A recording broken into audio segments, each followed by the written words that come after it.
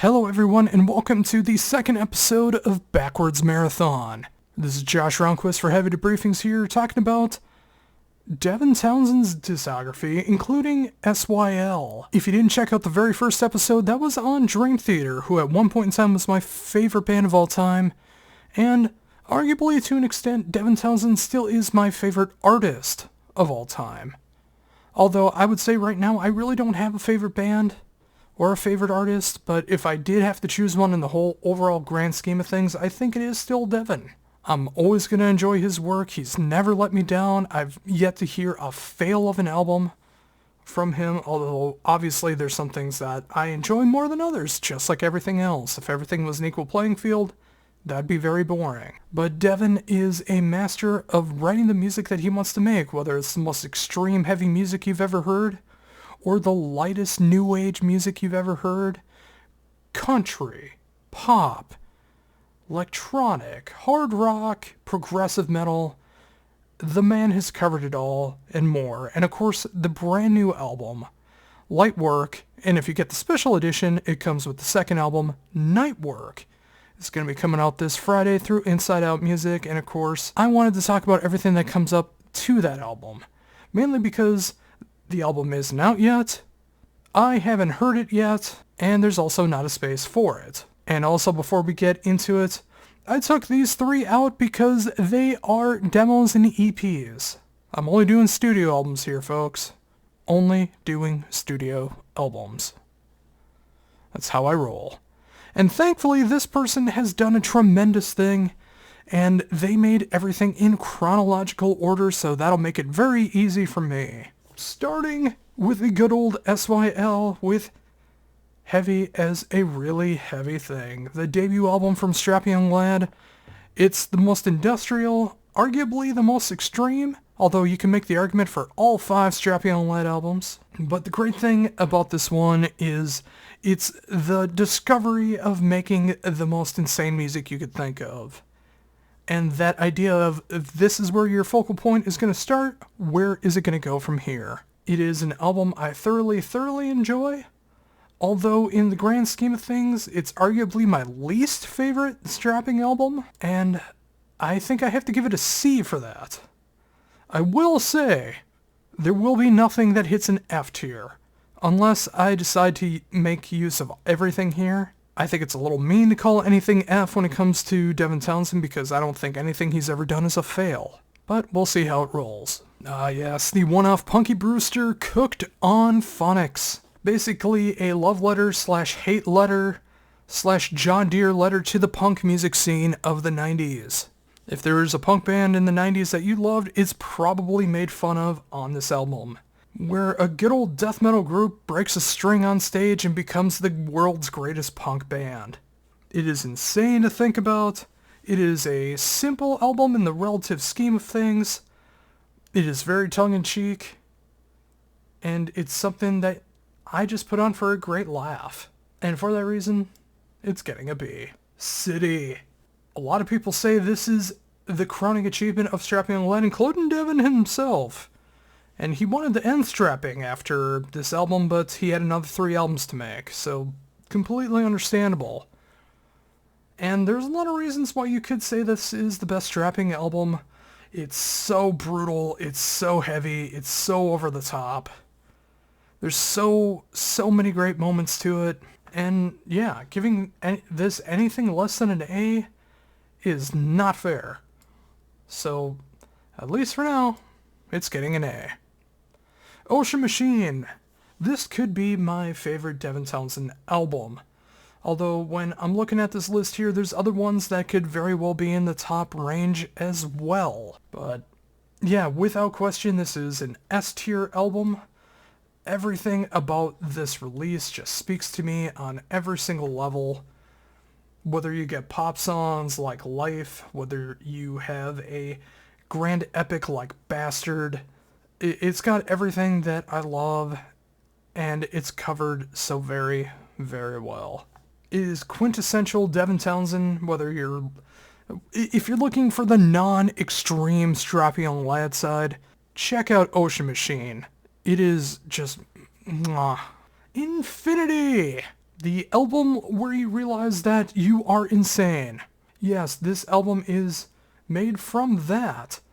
And you can hear it. I mean, whether you're listening to a song like Ants or Wild Colonial Boy, or you're listening to a song like Christine, which I didn't realize was actually about the car from Stephen King's book, which makes that nice, beautiful sounding pop song even more terrifying.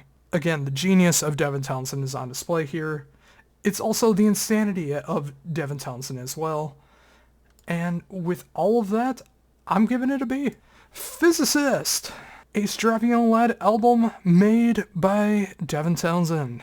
It's basically the unofficial redheaded stepchild of Strapping Young Lad under a different banner. I remember it being described as Strapping Young Lad with Spice Girls lyrics.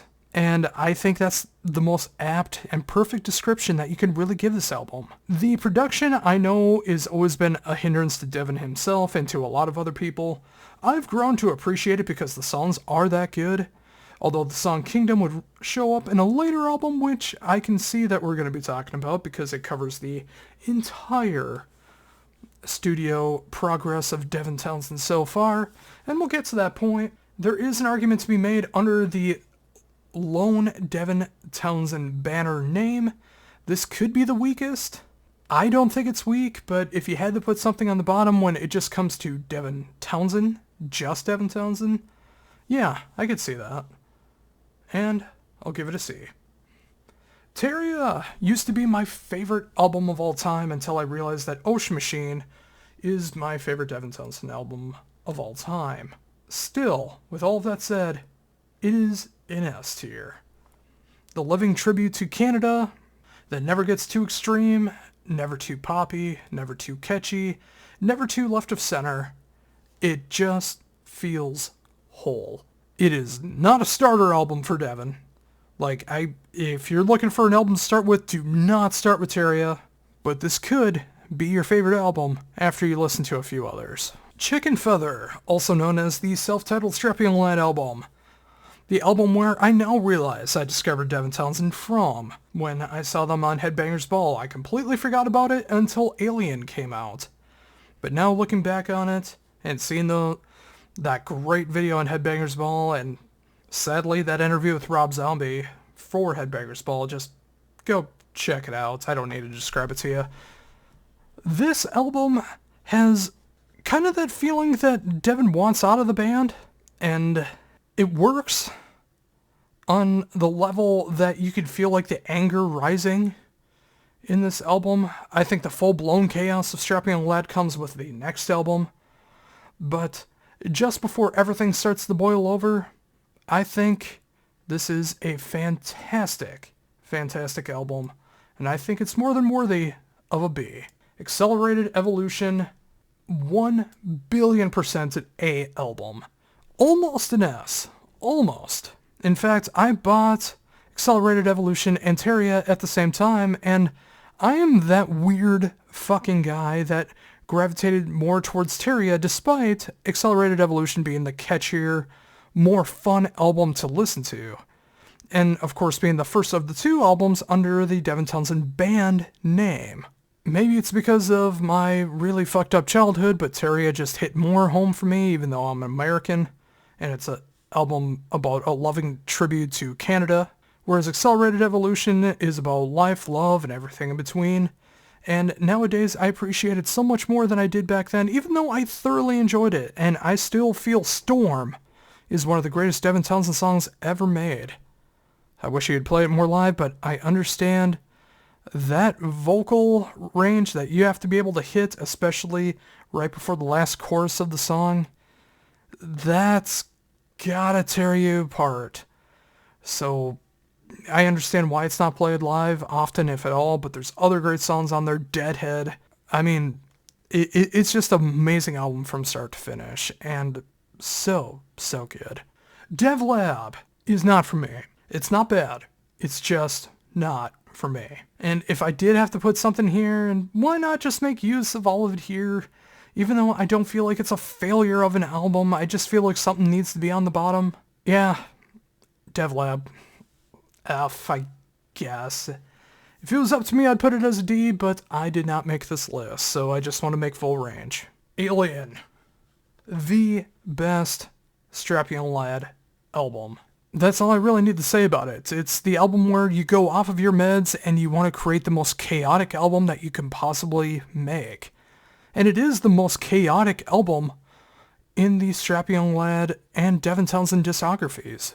Everything. There may be one album that's even considered heavier, if you want to look at it, and I don't mean City, but I feel like that was more methodical. This was just crazy for the sake of being crazy, like Infinity, but done to such well craftsmanship in a way that I didn't think was even possible. Alien is one of the greatest extreme metal albums ever made. Synkestra, written immediately after Alien to be that counterbalance and bring everything back to normal.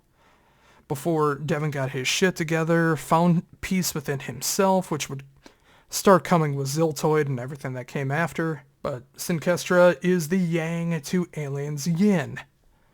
It's an album that I do appreciate, but I do feel it is the weaker of the two Devin Townsend band albums.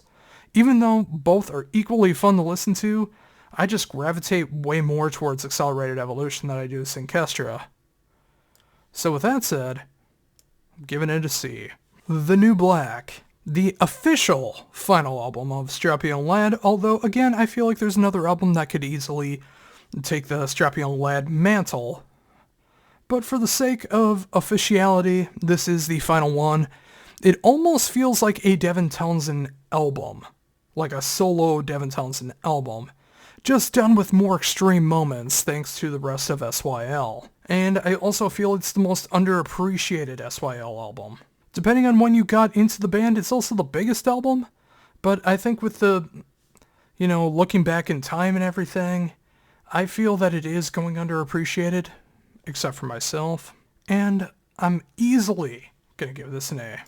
Hummer. An album specifically made to help you fall asleep. And I know some people could say like, well, why don't you just put on some other album to fall asleep to? And no.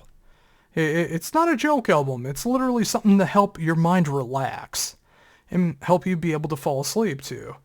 Which is, considering the discography of Devin Townsend, that doesn't surprise me, but it's also very shocking at the same time. And a good counterbalance to everything that came at the end of SYL. And I do appreciate this one much more than DevLab, but it is an album that, it's like, unless you're trying to fall asleep and you're trying to relax and you're trying to do all these things, which, he hit again with the last couple albums before Lightwork, to an extent, we'll get there. The Hummer is just a very relaxing, peaceful album. Ziltoid the Omniscient. The star-studded return of Devin Townsend even though he was only gone for a couple years.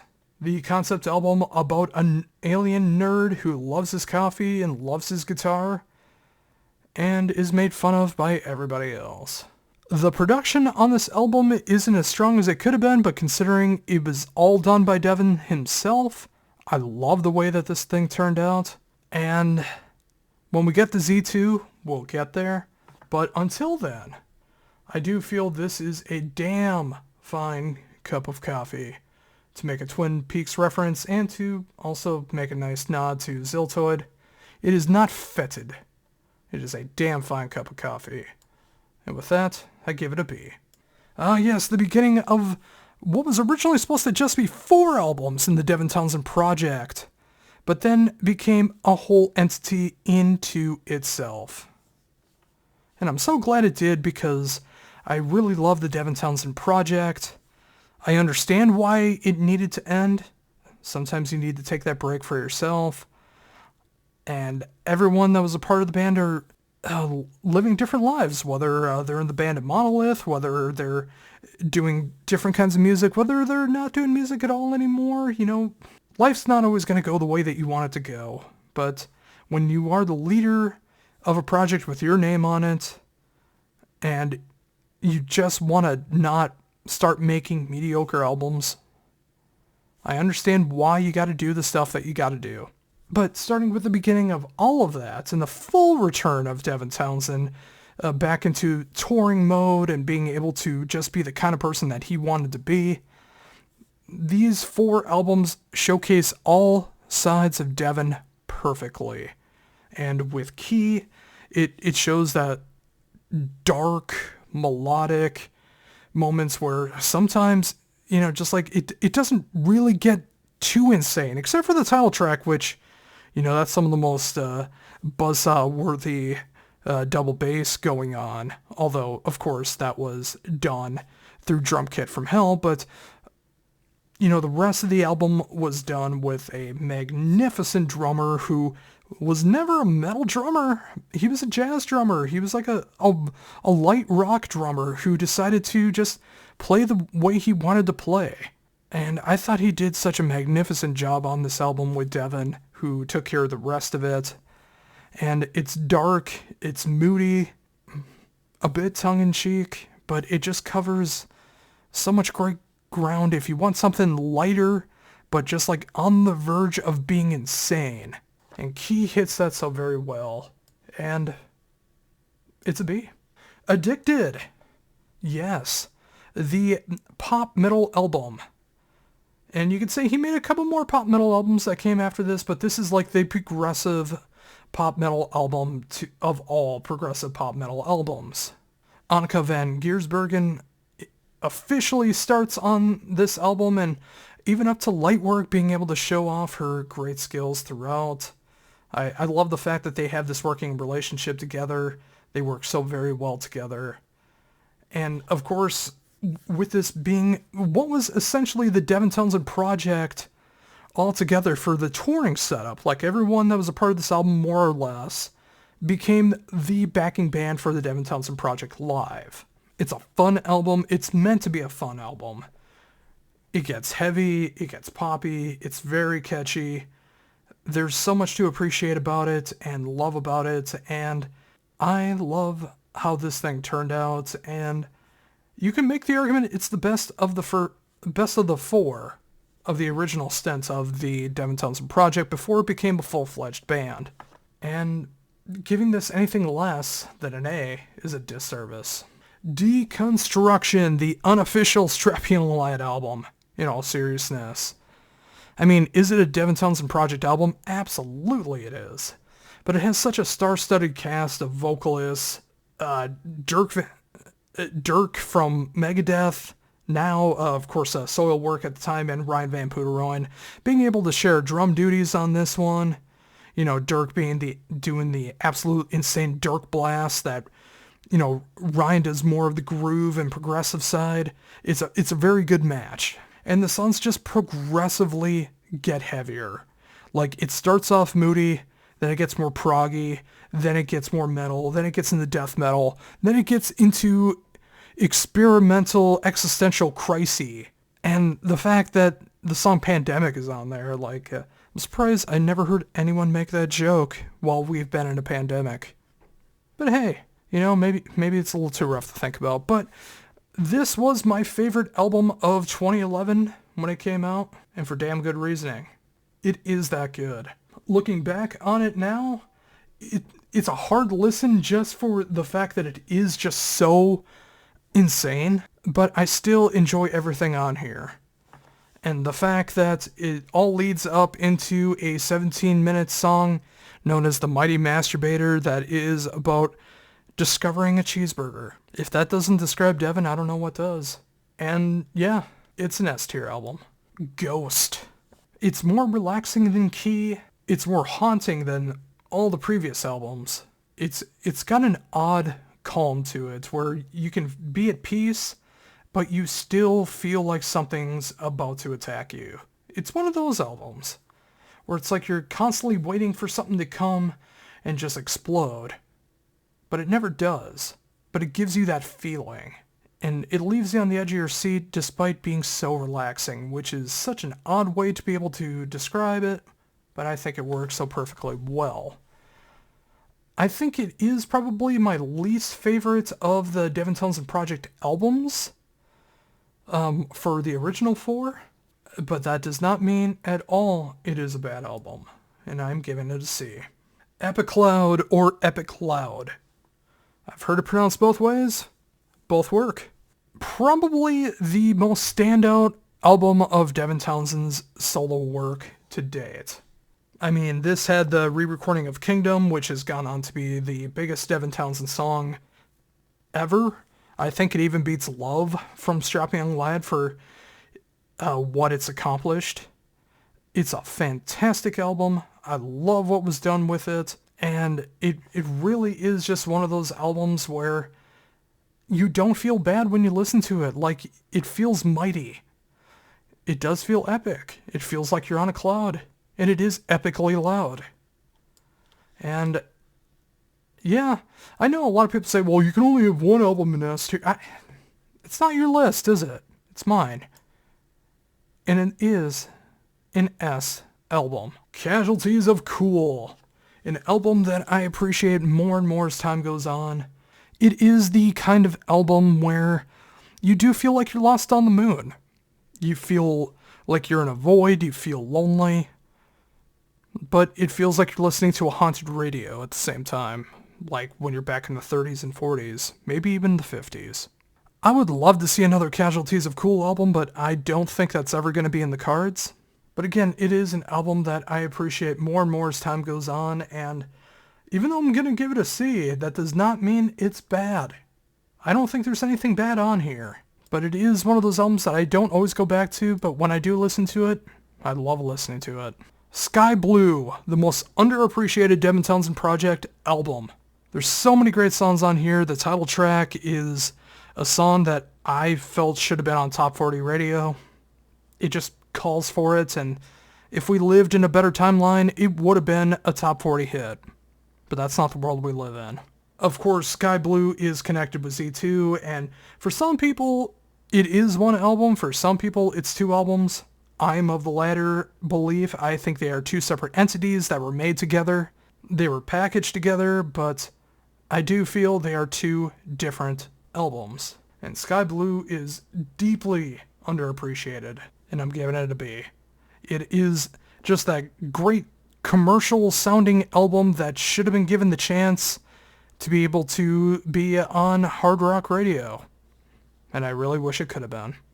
Z Squared, Ziltoid the Omniscient 2, or basically a remake album of Ziltoid.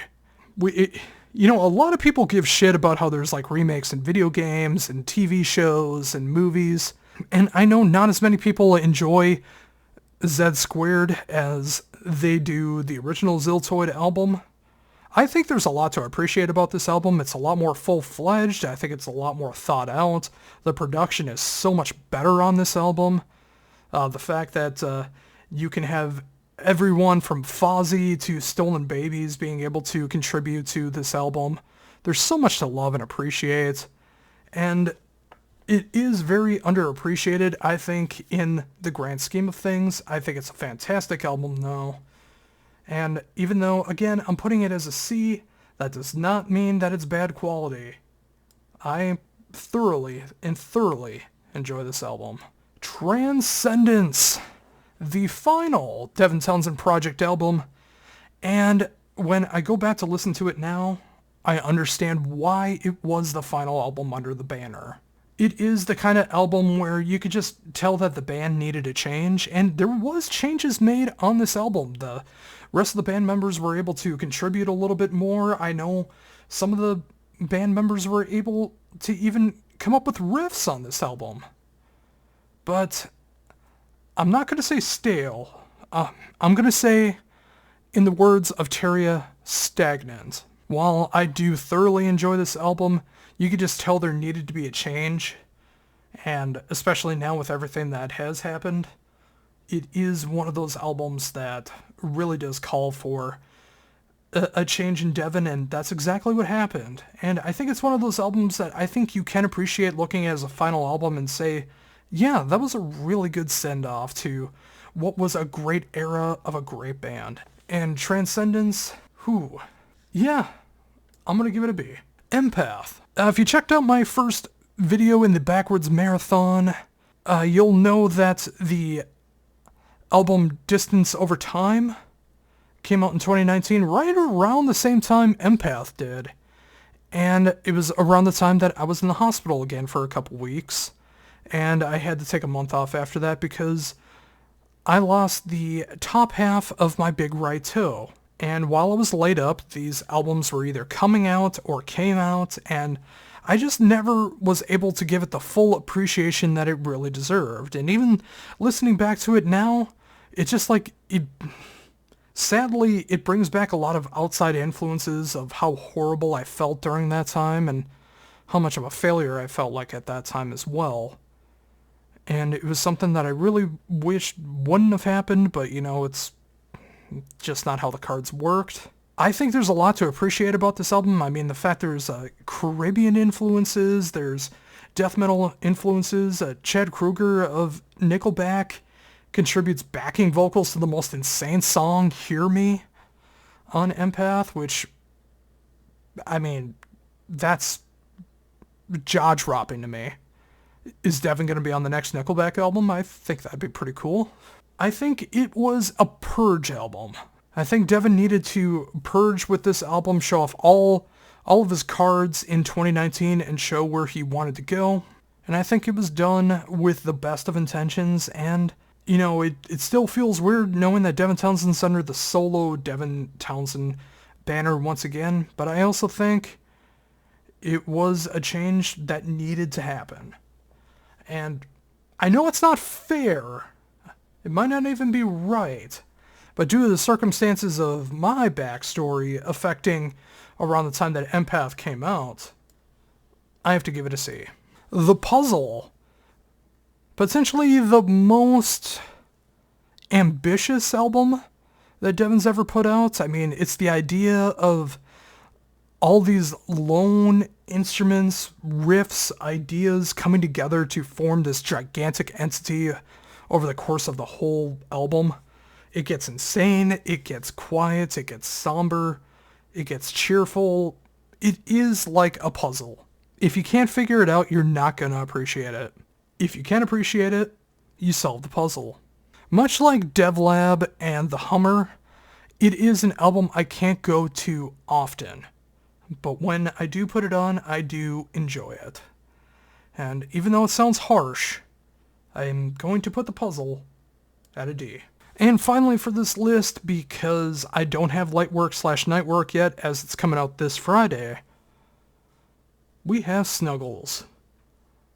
I think I saw it perfectly described as the puzzle is very much chaos, and it's very complicated, and there's a lot that you need to figure out of what's going on to be able to fully appreciate it. Whereas Snuggles is more of a positive, feel-good album. Snuggles is that kind of album where it's just like in the title, it's just like you want to snuggle up and listen to it. Much like The Hummer, but less abstract.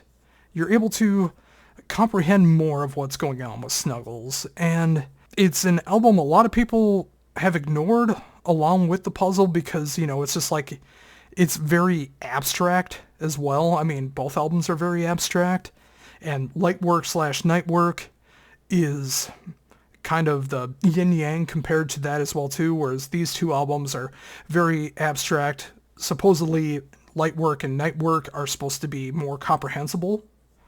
So again, it's one of those things where you can't always go back to it, but when you do, I think you have a good time with it. Even though I'm still going to put it as a D, again, a Devin Townsend D or an F is still A tier compared to a lot of other bands. And I hope no one takes offense to that at all. And I'm very, very excited to see what Lightwork and Nightwork bring this coming Friday. And now just a couple second break to be able to reorganize this in the order, and then we're going to start from the bottom. Now we're here, all the way to the top. And we're back starting at the bottom here with the Doesn't Count. You have the Assorted Demos, and you have Infinity Plus 4 EP. Those don't count because those are EPs and demos. F, we have DevLab, which is just not for me. It's not bad, it doesn't suck. It's just an album that was not meant for someone like me. In the D category, we have The Puzzle, The Hummer, and Snuggles. In C, we have Ghost, Empaths and Kestra, Casualties of Cool, Chicken Feather or the self-titled Strap Beyond Lad album, Z Squared, Z2, the remake of Ziltoid the Omniscient, and Physicist. At B, we have Transcendence, Key, Cooked on Phonics by Punky Brewster. My apologies, I just realized that's Heavy is a really heavy thing. This is Chicken Feather's self-titled Strap Beyond Lad. I'm dumb. It is 5:30 in the morning. I apologize. The original Ziltoid the Omniscient